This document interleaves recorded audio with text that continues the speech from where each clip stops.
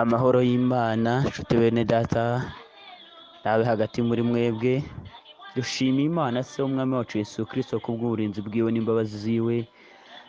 Dufite umunsi mwiza udasanzwe, ni umunsi utarigeze ubaho, ni umunsi utazongera kubaho, ni umunsi w'ibyishimo, ni umunsi wo kuramya no guhimbaza Imana, kandi ni umunsi wo guhamagara ubwiza bw'Imana kugira ngo bukomeze kuganza hagati muri twebwe. Dushima Imana rero kubw'uburinzi bwayo, imbabazi zayo byagomeje kuba mu ruhande rwacu, kandi dushima Imana ko hari icyo yaduteguriye, ikadufatanya gusoma ijambo ry'Imana ishyize ku bugingo bwanjye kugira ngo twumve icyo umwuka w'Imana aganira natwe.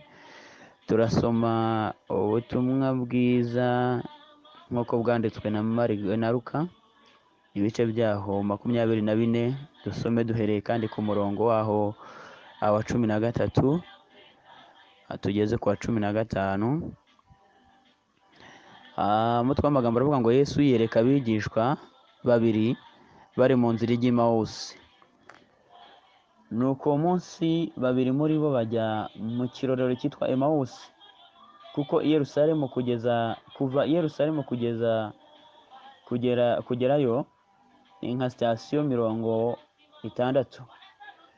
Nuko baganira ibyabaye byose, bakiganira babazanya, Yesu arabegera ajyana nabo, ariko amaso yabo arabuzwa ngo batamumenya.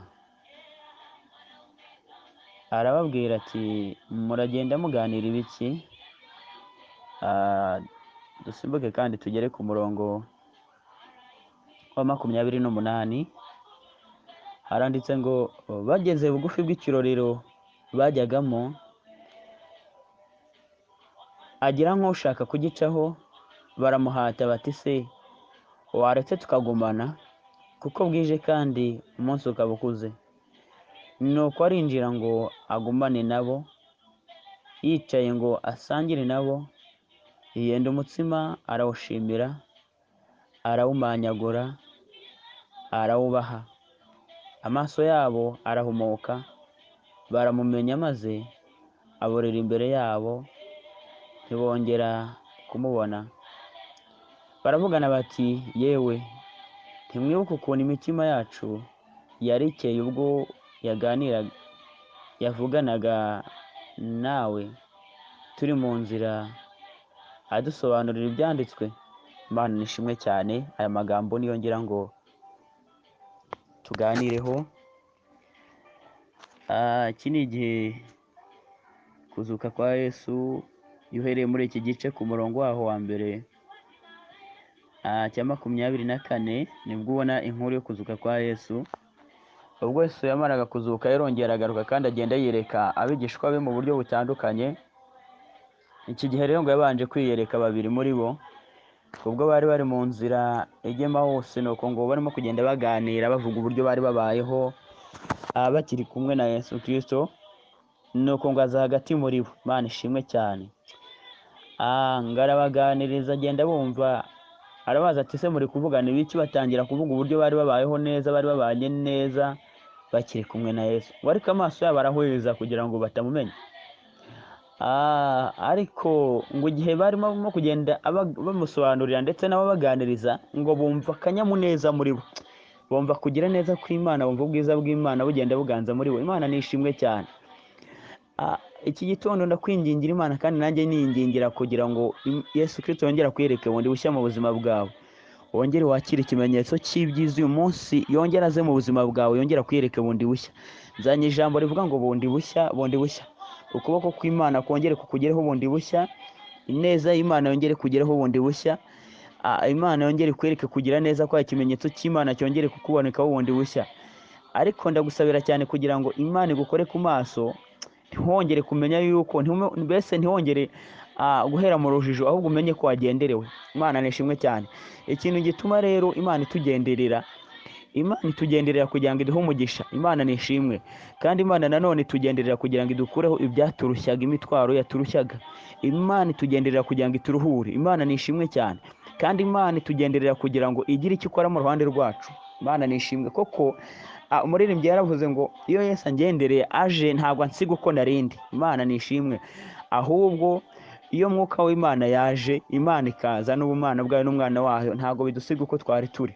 hari icyo Imana ijya ikora, kuko ntabwo ijya isezerera abantu bayo amara masa. Yigeze abana n'abigishwa be ndetse n'abandi bantu benshi cyane bari bamusanze ahantu ngo bamarane iminsi 3 ababwira inkuru nziza, ariko ntiyigeze abasezeramo yaramasa. Igihe cyo gutaha cyarageze, abwira abigishwa be ngo reka aba bantu tubagaburire, kuko bamwe bari butaha kure cyane, kandi ngo ndemutse mbasezerera amaramasa bamwe bagwa mu nzira, ndetse abandi abo basize bakabaseka cyane.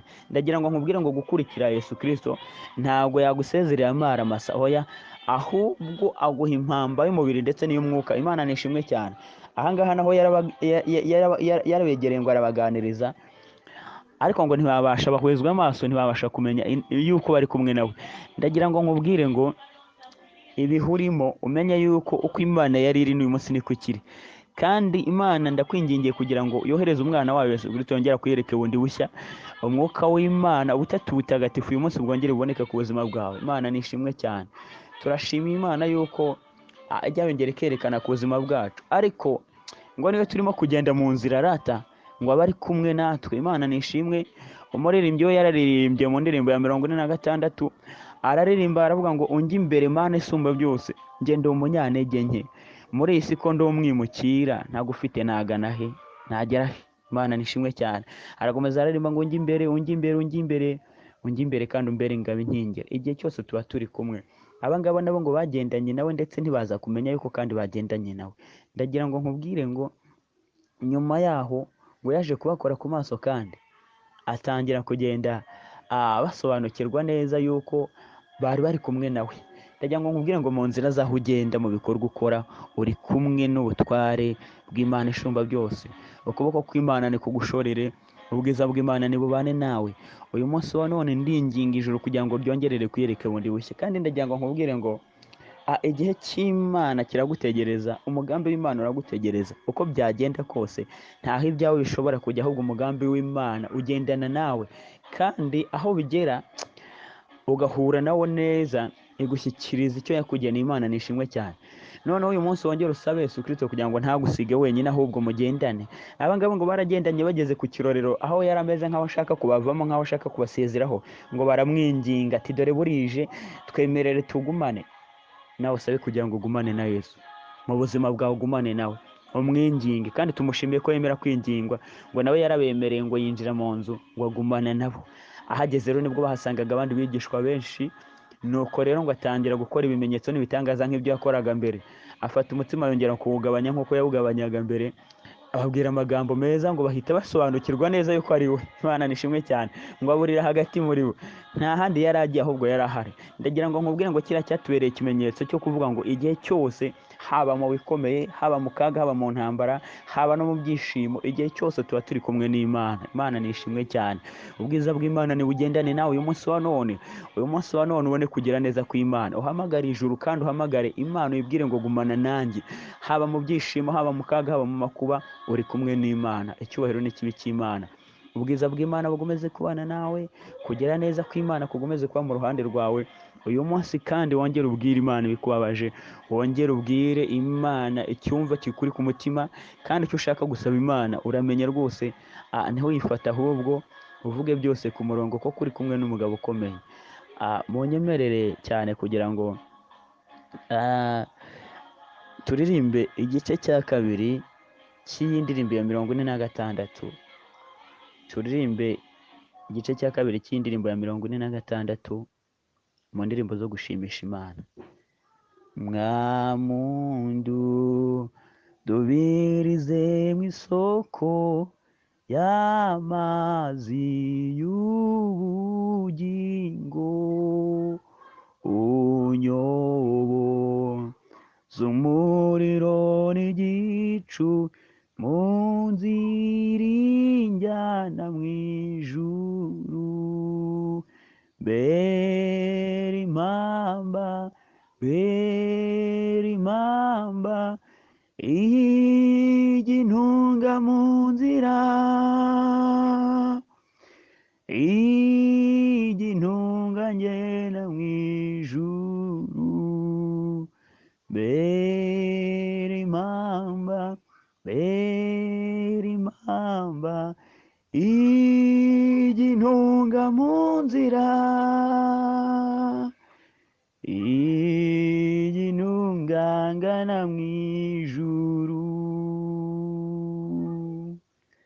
Imana nishimwe cyane. Data se umwami wanjye Yesu Kristo, ndagushimiye ndaguhimbaje kubw'uyu munsi mwiza waduhaye. Mushimiye ko uvuganye natwe mu ijambo ryawe, mushimiye ko kuri Imana ituye aheraho mu ijuru kandi uri Imana ibera hose icyarimwe. Nushimwe kandi ntuhabwe icyubahiro. Uyu munsi uvuganye n'amagambo meza natwe, uratubwira ngo ntaho wagiye ahubwo urahari. Natwe turagusabye ngo wongere utwereke bundi bushya, kandi ubwo utwereke ugumane natwe. Kandi ugire imitsima wongera kumanyagura mu izina rya Yesu, twongere kubona kugira neza kwawe. Wongere utwibutse ibihe byiza wigeze utugirira databuje, ibihe byiza twigeze kukubona. Uyu munsi ikimenyetso cy'ibyiza cyongere kuboneka ku bwoko bwawe databuje. Turagushimiye. Witwa Eli wabisobanura ngo uri Imana yerekana, uri Imana ireba umuntu aho ari hose, umuntu wayo ngo kandi ukamwitaho. Icyubahiro n'ikibi cyawe. Nta wundi uhwanye nawe data, nta wundi wo kubaho, nta wundi wo gupfukamirwa. Nuganze kandi nutegeka ubuzima bwacu. Nsabiye umugisha ubwoko bwawe, umuntu wese uri bwumva ijambo ryawe data mwiza, kumva icyo wavuganye nawe, ndetse n'ugerageza kurisangiza abandi, kugira ngo data mwiza inkuru yawe nziza yuko uri kumwe n'abantu bawe, kandi yuko wongera ukiyerekana bundi bushya. Abo ngabo baha umugisha mu izina ryawe Yesu Kristo wa Imana. Urakoze mahoro yacu, gendana natwe kandi ukuboko kwawe kuzenguruka ubwoko bwawe. Umunezero utanga umunezero w'agakiza kawe, reka uganze mu bwoko bwawe.